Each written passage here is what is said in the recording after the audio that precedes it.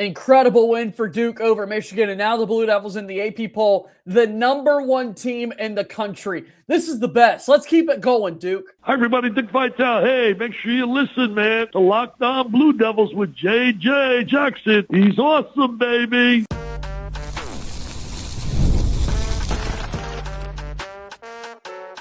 You are Locked On Blue Devils, your daily podcast on the Duke Blue Devils. Part of the Locked On Podcast Network, your team every day.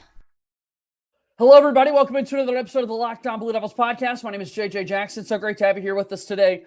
On this Tuesday, February 24th, 2026, Locked On Blue Devils is your one-stop shop where we discuss everything going on inside the life of Duke Athletics. On today's show, I'm super excited to have my guy Josh Smith here from the Devils Den podcast to break down the Duke win over Michigan. What a magical game it was for the Blue Devils to knock off the #1 team in the country, in which Duke is now the #1 team in the land themselves after yesterday's AP poll came out. So we'll talk about all of that and so much more. Duke plays again tonight against Notre Dame. How can Duke avoid any impact of, such the highs of a game like that? You don't want there to be any carryover effect to tonight's Notre Dame game. So we'll dive into all of that and so much more. If you haven't done so already, please be sure to follow and subscribe to Locked On Blue Devils for free, wherever it is that you get your podcast.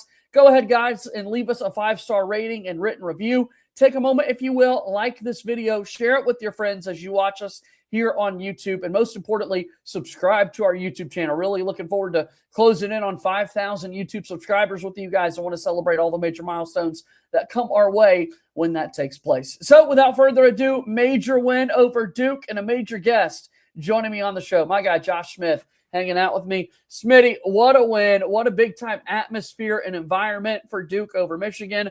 And it's hard for a game to live up to the hype sometimes, I think, in the regular season when we're not talking Duke and North Carolina, because that one sells itself each and every year. But this one certainly was the case. Yeah, man. And, I think it means a little bit more when it's not just the #1 team. It's the opportunity, like you said, to become #1. The seeds had just gotten released from the NCAA committee. They were the #1 overall. Obviously, we just kind of flip-flopped that a little bit. Huge implications, massive implications. And it just paid off in Duke's favor that they were able to get a win like that and to knock off a Michigan team, like you said, that's just so loaded, so talented, so big in the front court. I know that was one of the big storylines that you and I were both kind of talking about going into a game like this is best on best. Both teams do an incredible job rebounding, scoring points in the paint, defending at such a high level, and that's exactly kind of the way this game turned into. I was also thinking beyond the storylines of this game and kind of the magnitude of the hype around it.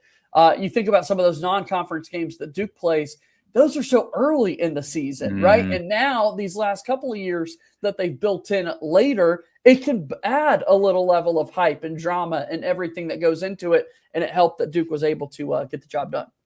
Yeah, I mean, you hear it in December or November that like this is a potential Final Four matchup, but you're so far removed that it doesn't like mean anything to you. Right. In February, though, when it's KenPom 1, KenPom 2, 23-2, or 20, whatever the records were at the time, right, 24-2, it actually does look like, oh, this could be a Final Four national championship game. And here you go. I mean, last year against Illinois, it was a blowout, but this delivered, I think, everything that you wanted it to, and maybe even a little bit more.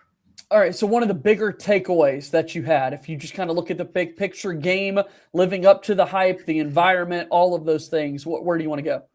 Yeah, I think for me, it was that Duke was able to win in their way. I think that's the most impressive thing. You saw Wisconsin do it. I think they hit 13, 14, 15 or so threes in that game.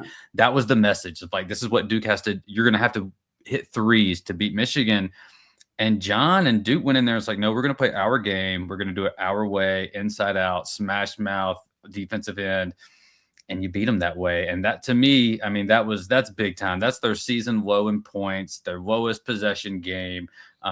This is a high-scoring, high-flying Michigan team. Hold them to 63. To me, that's the takeaway of like, ooh, that's big-time defense. Yeah, I'm obviously going to get us more into the box score once we get to our second segment here in just a little bit, but thinking about the defensive impact and the final score being there, 68-63, you said it, a season low in points. I'm glad you mentioned that Wisconsin game, the only other loss that Michigan has had this season. That final score was 91-88. And so, yeah, to your point, when you're making 15, 16, 17, 3-point. That number is going to go up, obviously, but Michigan was able to score as much as Wisconsin was. The game had a much quicker pace to it and that sort of thing. And I do think that that's so impressive that knowing this Michigan team is capable of such a large scoring output, that Duke still was able to get the job done and make such a big impact defensively. And let's consider now all the foul trouble and different just kind of rotations and guys having to step up. We knew it would be a factor in the game. Both sides were impacted with it. I mean, Mara picks up 3 fouls in the first half. That's certainly a big-time storyline, but for both teams to kind of battle through that anyway. Yeah, I mean, Duke had some guard foul trouble too early, right? And so you saw Nick Khamenia come in and an opportunity and just, I mean, we might talk about that in a minute, but like absolute X factor, nails performance from Nick. Shouts to Nick.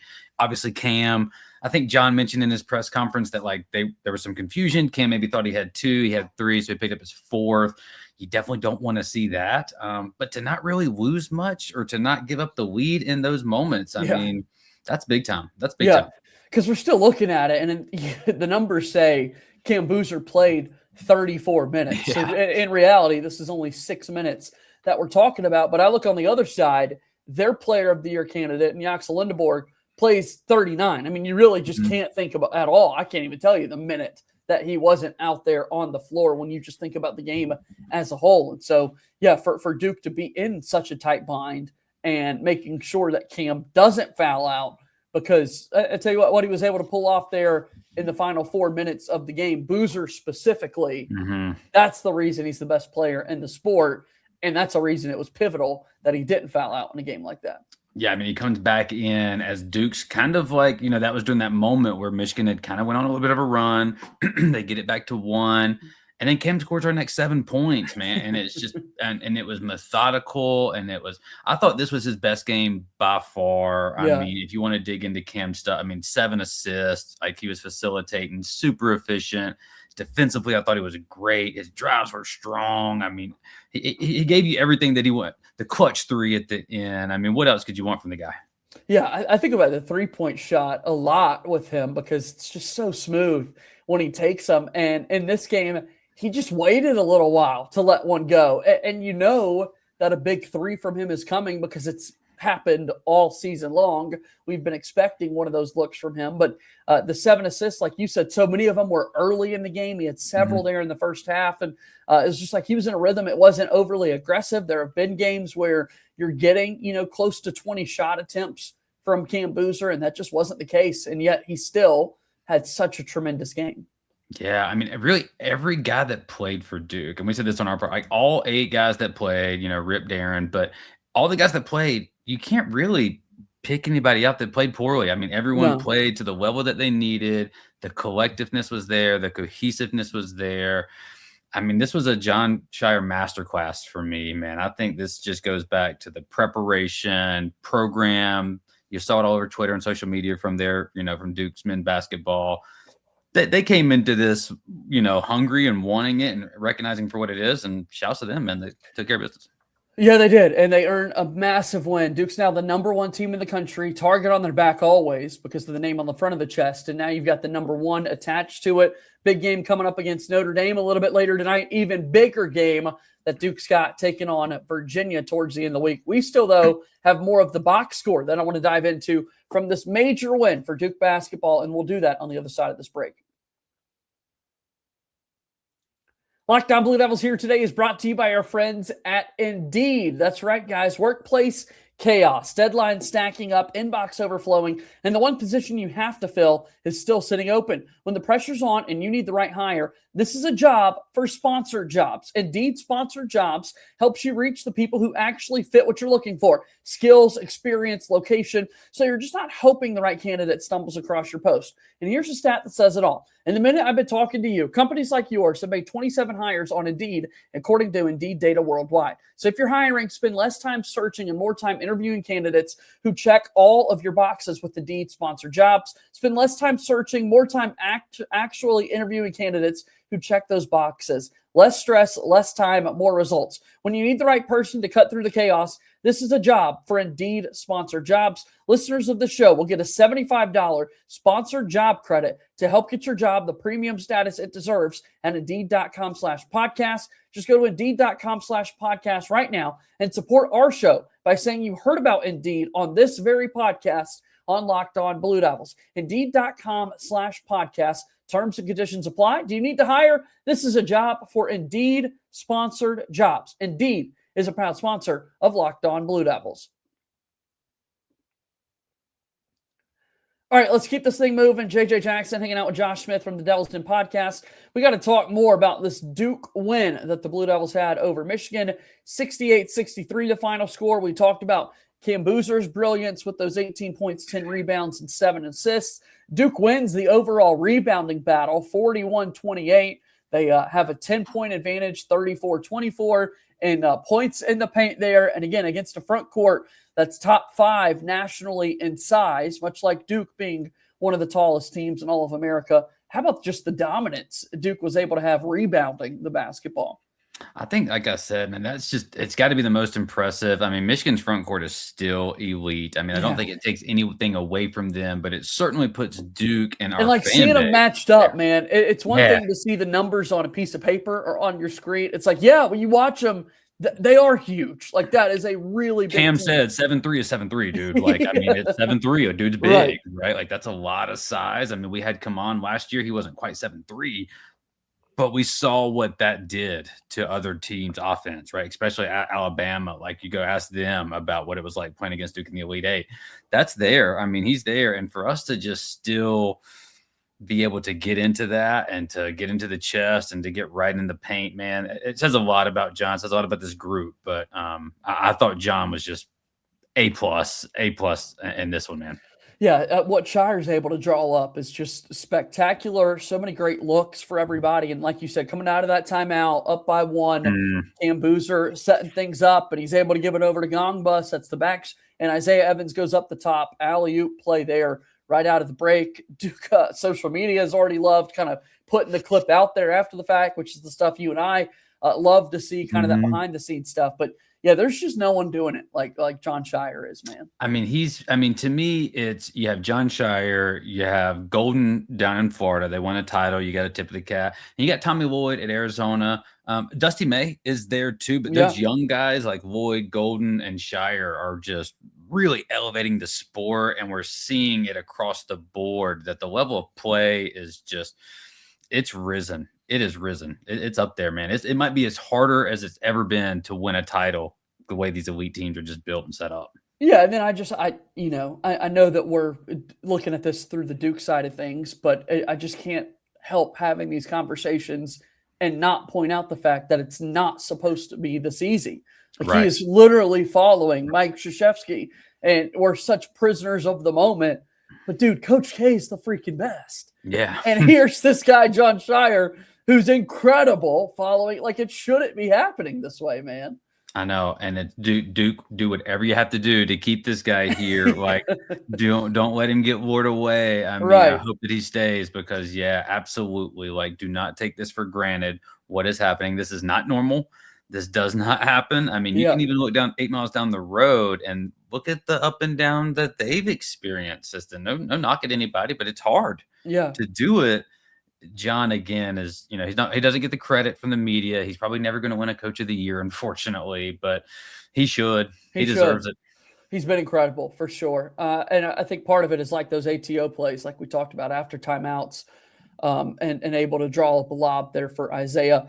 I loved his energy. I thought he was just super tough on the defensive end of the floor, even too. And, the shot wasn't necessarily falling, but that didn't shy him away from taking them in moments like that. First play of the game, or first points of the game, I should say, for Duke was a slim drive and a strong finish above the rim. We mentioned catching the alley-oop. I mean, there have been so many more vertical leaps physically that he's making out there on the court, and then the three-point shot as well. Yeah, I mean, there's a Raul from our podcast sent me something earlier. I have to go double check. I don't have it on hand.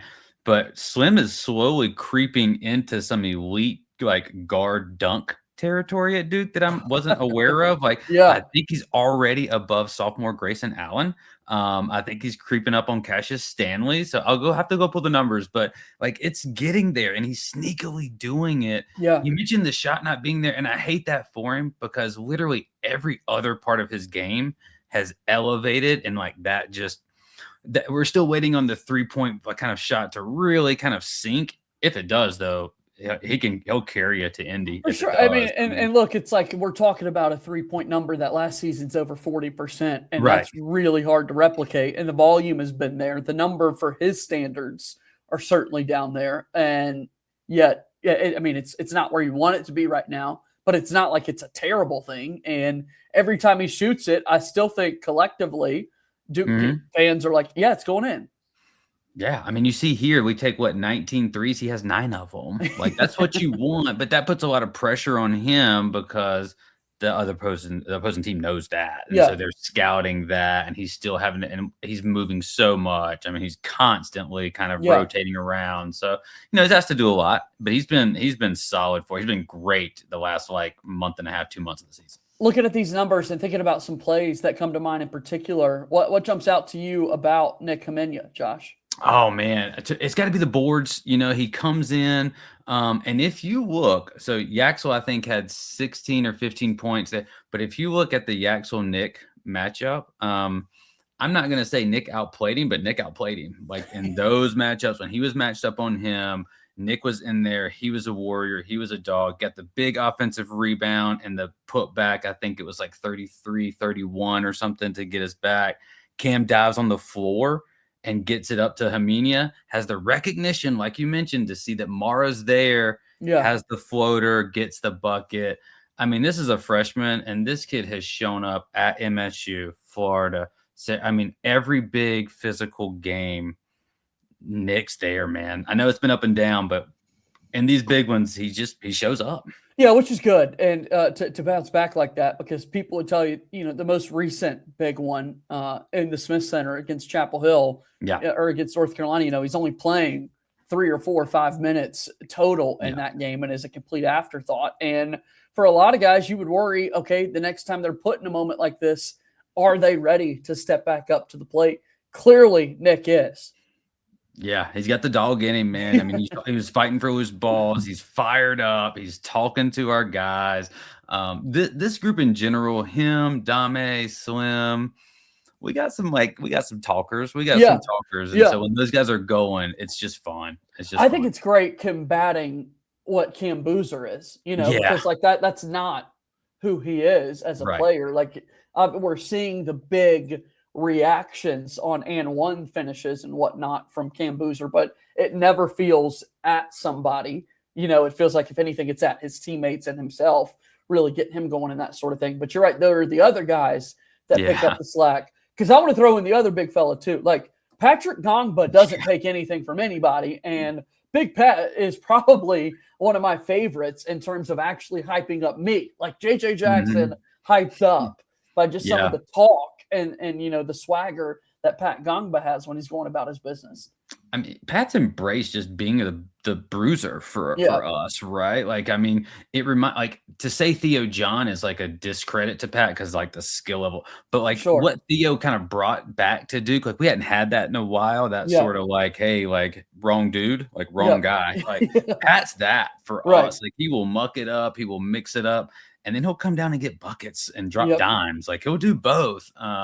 He is incredibly important to. And if anyone needs to see the tape, go watch the first half of the Carolina game. Pat on, second half with Pat off, and what they were able to do inside.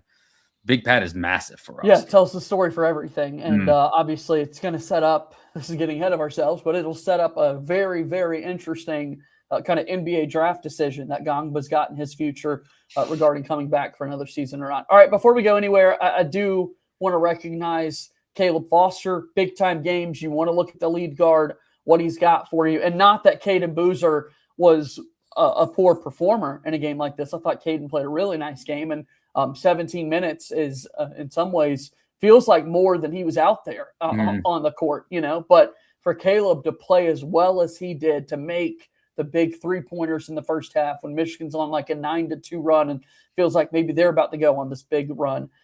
Caleb stepping up like that and on the other end of the floor, defensively staying competitive and all of that. It's just been fun to watch him this year, man.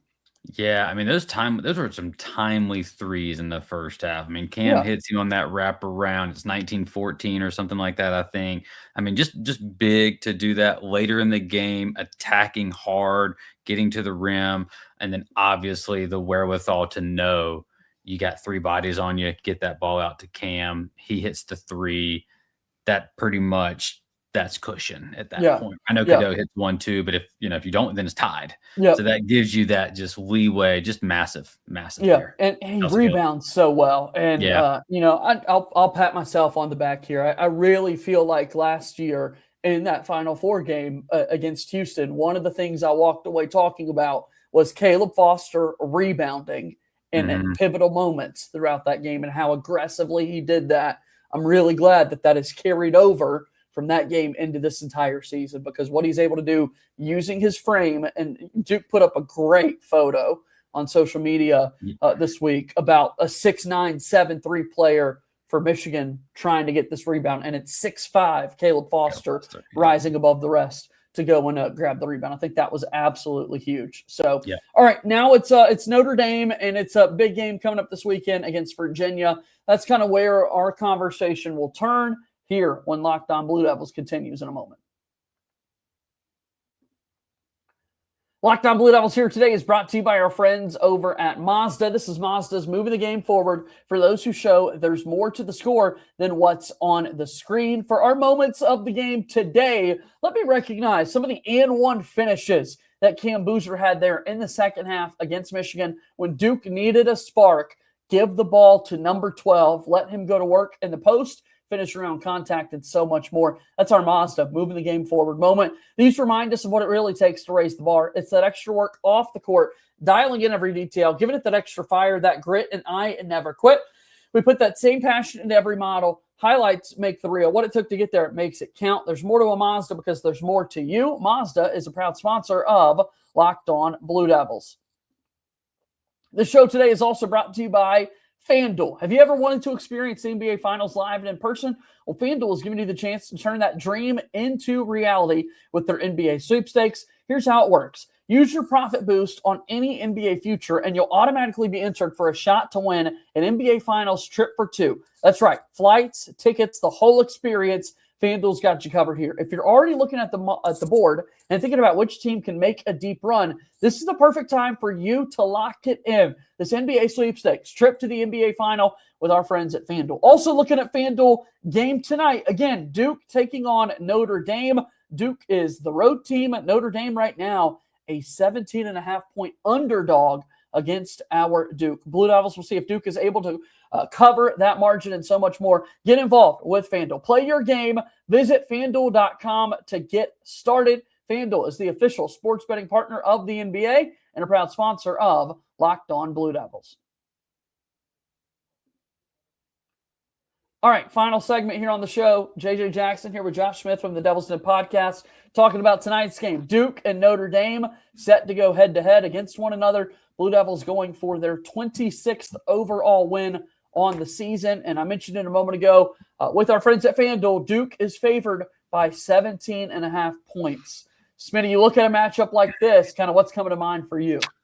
Yeah, I mean, this is going to get tossed out as trap game, and it's there, and it's cliche. But if you look at it, there's a little truth to that. I mean, Notre Dame's 12-15. They won 3 games in like 2.5 months, but they're still really good on this is still a quad 2 game, JJ. Yeah, like wow. 12-15, it's just still quad 2. Like, don't sleep. Do not sleep. I know their big freshman is out, but they've played us tough before. I mean, we saw a 40-point game from Coop last year. We won by like 7 or 8 or something like that. Like we've seen them muck it up like that. I mean, Houston beat them by 10. I think Virginia beat them in double overtime. Like they've played in some games like this, so let's not be too nonchalant. Hopefully.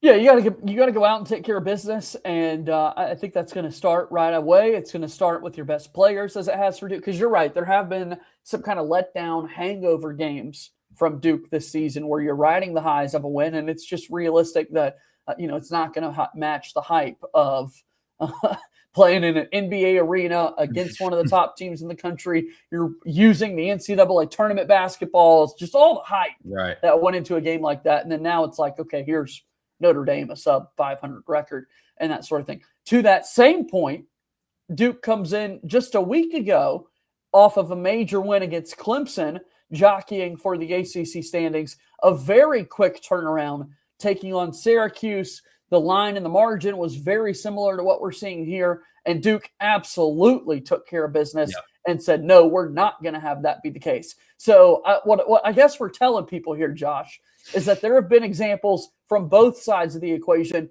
this very season from Duke. There have been some slower starts, hangover games for sure, but then there have also been moments where it's like, this is definitely going to be one where Duke's disappointed with their effort and whatnot, and that's just not the case at all. They made sure they took care of business and did their job. Yeah, and that's a great point too. And I know coaches made sure to point that out of like, hey, I know that we've blown some leads, but like we've lost 3 games in a year, y'all. Let's dial it back. Like literally since February, we've lost 3 games. Like we should probably dial that back a little bit. And yeah, I think if I was a betting man, like I'd mash that. Like I think, the odds are that Duke's going to hammer this and they're going to show up. We've seen that. But if we came out of here with a 7 or 8 point win and it just didn't feel great, I don't think I would be super shocked. I mean, I think Notre Dame's capable of like kind of just giving you that mucky game anyway. Yeah. And human nature is just hard. It's hard to like really get back up for that. But the Boozers are robots. So I mean, they are. And they don't lose often. And I hope that's again the case tonight. Don't lose a game like this to Notre Dame when you're the number 1 team in their building. Just do whatever it takes to avoid that disastrous upset that would fall out and whatnot from something like this. And again, I think it starts with those best players. It starts with Cam Boozer getting to work and getting busy. All right, quick thought. You and I are able to look ahead, unlike the players and coaches, no matter what they say. Saturday's going to be fun. Number 11, Virginia. One of those teams, Josh, that it's like I keep looking at their record and it's like really only 3 losses? And I don't feel like people are talking about them for some reason. It's mind-boggling. Like I'm getting ready to do our only preview, 3 losses, and I'm looking at it and I'm like, oh my gosh, here, like, ooh, this is like hasn't really been talked about. Like, this could set up a massive game. I mean, they got to beat State coming up, and we got to win at Notre Dame. But they're going to be in a position to like, you win at Duke, we have a share of this thing, and if it finishes out, they got tiebreaker. It's a big game. It's a massive game in the midst of a huge schedule slate for Duke. And it's a different Virginia team. It's not your father's Virginia. It's not Tony Bennett's Virginia. Like, they're going to score the basketball, but I think it's going to be what you're used to in terms of Duke, Virginia, competitiveness, closeness. I think it's going to be all that. And it's where, Duke wants to be, referring to Cameron Indoor Stadium. They want to be playing this game at home against a Virginia team coming up this weekend. So a noon start as well. I mean, this is going to be one that just, you wake up and you start your weekend getting set College game day. As soon as it's off, it's immediately going to this game between Duke and Virginia. So I guess this will be 1 week prior to when game day actually comes to Cameron Indoor Stadium next weekend for the Duke and UNC game. But yeah, it's going to be a whole lot of fun. Starts tonight with Notre Dame, and we've been on a good run, man, from the All-Star break where you've got Cooper and Kaman and Tyrese and Khan showing up to games, and then this past game in Washington, D.C., you still got Khan and Sion there and whatnot. I'm doubtful that we're going to have as many great sightings for the Notre Dame game a little bit later this evening, Josh, but you never know. Maybe someone's going to surprise us and make a little cameo there. Yeah, who knows? Maybe we'll get a little something special. But how cool was it, that shot that they had where it's like slam and you got Khan and Sion in the back? Oh, that was awesome. I mean, that's first class. Like great camera work there. Especially didn't get to see as much Sion at All-Star break. I think he, did what it's fair to do and took a little bit of a break from the playing activities, time off his feet as opposed to traveling into Durham for the game and whatnot. So really fired up to see him there. The Hornets got a big win in that very building the next day over Washington. So those guys are looking good and so much more. Dude, this has been fun. I really want people to go check out the Devil's Den podcast and what you guys do. I make sure I don't miss a single episode that you guys put out there. Tell me a little bit about the show and how people can support you. Yeah, I appreciate it, man. So yeah, we're not quite on the same schedule. So we look to you for the day-to-day stuff. So y'all keep making sure you're checking in here. We used to do about once or twice a week. We like to come in and do some stuff. We recently had Brian Geisinger on and we did a lot of talk with that. So highly recommend you check out his work if you haven't already, in terms of like the deep dives, the analytics, getting into awesome. the stats. He's up there. We're about to kind of get and ramp up too. Like you mentioned, we're going to start looking towards draft stuff. We're going to start looking towards seedings and brackets and ACC tournaments. I mean, this is exciting, man. We're a week out from March and it's go time. No doubt. It's absolutely go time, and it's the best time to be supporting these Duke Blue Devils and that sort of thing. Smitty, it's great to see you, pal. We'll talk again soon, okay? Appreciate you, brother. Thanks, JJ. All right, that is Josh Smith, guys, joining us here on today's episode of Locked On Blue Devils, and that's going to bring our show today to a close. Thank you guys for all of your support here with us with Locked On Blue Devils. If you haven't done so already, please be sure to follow and subscribe to our show for free wherever it is that you get your podcasts. Also, subscribe to us on YouTube and check out our Everydayer Club. That'll do it for today's show. As always, go Duke. I'll talk to you tomorrow. My name is JJ Jackson. Thank you and good day.